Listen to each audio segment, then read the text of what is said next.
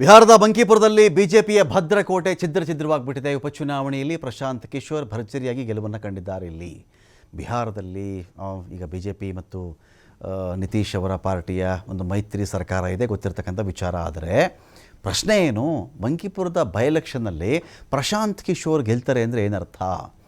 ಅಂದರೆ B J ಪಿಯ ಕೋಟೆ ಹಾಗೆ ಹೀಗೆ ಅಂತ ಕರ್ಕೊಳ್ತಾ ಇದ್ರು. ಇದು ಸಾಲದೆ ಬಿ ಜೆ ಪಿ ರಾಷ್ಟ್ರಾಧ್ಯಕ್ಷ ನಿತಿನ್ ನಬೀನ್ ಇದ್ದಾರಲ್ಲ, ಅವರದೇ ಕ್ಷೇತ್ರ ಇದು. ನಿತಿನ್ ನಬೀನ್ ಅವರ ಕ್ಷೇತ್ರದಲ್ಲಿಯೇ ಪ್ರಶಾಂತ್ ಕಿಶೋರ್ ಗೆದ್ದಿರೋದು ಇದು. ಸೊ ಹಾಗಾಗಿ ಬಿ ಜೆ ಪಿಗೆ ದೊಡ್ಡ ಮುಖಭಂಗವಾಗಿದೆ ಇಲ್ಲಿ ಬೈ ಎಲೆಕ್ಷನಲ್ಲಿ. 3 ದಶಕ ಆದಮೇಲೆ ಈ ಕ್ಷೇತ್ರದಲ್ಲಿ ನಿತಿನ್ ನಬೀನ್ ಬೇರೆ ರಾಷ್ಟ್ರೀಯ ಅಧ್ಯಕ್ಷರು ಅಂತ ಘೋಷಣೆ ಮಾಡಿದ ಮೇಲೆ ಅವರೇ ರೆಪ್ರೆಸೆಂಟ್ ಮಾಡ್ತಾ ಇದ್ದಂಥ ಕ್ಷೇತ್ರದಲ್ಲಿ ಬಿ ಜೆ ಪಿಗೆ ಹೀನಾಯ ಸೋಲು. ಜನಸುರಾಜ್ ಪಕ್ಷದ ಮುಖ್ಯಸ್ಥ ಪ್ರಶಾಂತ್ ಕಿಶೋರ್ ಇಲ್ಲಿ ಜೈಬೇರಿ ಬಾರಿಸಿದ್ದಾರೆ. 19,324 ಮತಗಳ ಅಂತರದಿಂದ ಪ್ರಶಾಂತ್ ಕಿಶೋರ್ ಗೆದ್ದಿದ್ದಾರೆ. ಇಲ್ಲಿ 64,151 ಮತಗಳನ್ನು ಪಡ್ಕೊಂಡಿರೋದು ಪ್ರಶಾಂತ್ ಕಿಶೋರ್. ಇಲ್ಲಿ ಬಿಜೆಪಿ ಅಭ್ಯರ್ಥಿ ನೀರಜ್ ಕುಮಾರ್ ಸಿನ್ಹಾ 44,827 ಮತಗಳನ್ನು ಮಾತ್ರ ಪಡೆದುಕೊಂಡಿದ್ದು. ಆರ್ ಜೆ ಡಿ ಅಭ್ಯರ್ಥಿ ರೇಖಾ ಕುಮಾರಿ 14,273 ಮತವನ್ನು ಮಾತ್ರ ಪಡ್ಕೊಳ್ತಾರೆ.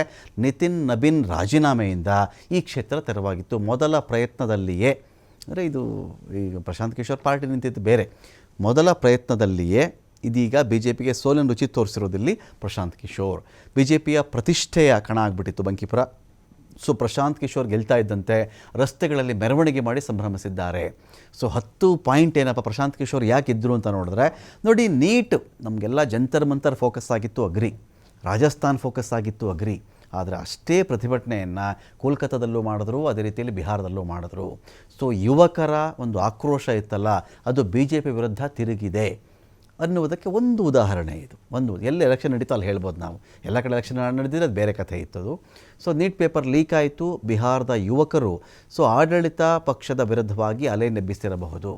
ಸೊ ಸಾಮಾಜಿಕ ಹೋರಾಟಗಾರ ಭರತ್ ತಿವಾರಿಯನ್ನು ಎನ್ಕೌಂಟರ್ ಮಾಡಲಾಯಿತು. ಇದು ಮೇಲ್ಜಾತಿಯನ್ನು ಕೆರಳಿಸಿರಬಹುದು. ಇಲ್ಲಿ ಜಾತಿ ಆಧಾರಿತ ಅಸಮಾನತೆ ತಡೆಗೆ UGS ಬಿಲ್ ತಂದ್ರಲ್ಲ, ಸೊ ಮೇಲ್ಜಾತಿಯ ಕೋಪಕ್ಕೆ ಇದು ಕಾರಣವಾಯಿತಾ?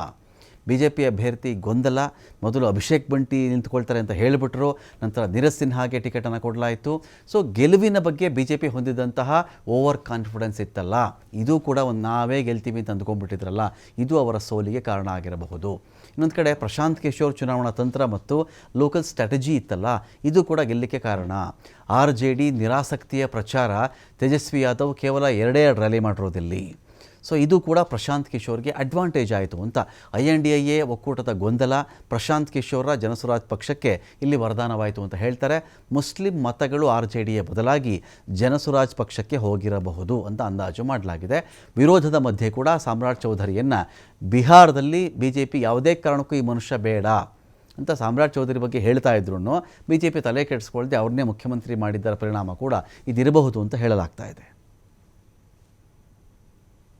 पहला काम बस यही है कि बांकीपुर की जनता ने जो आशीर्वाद दिया है, अपनी ओर से जो हो सकेगा बांकीपुर में सुधार का प्रयास करेंगे.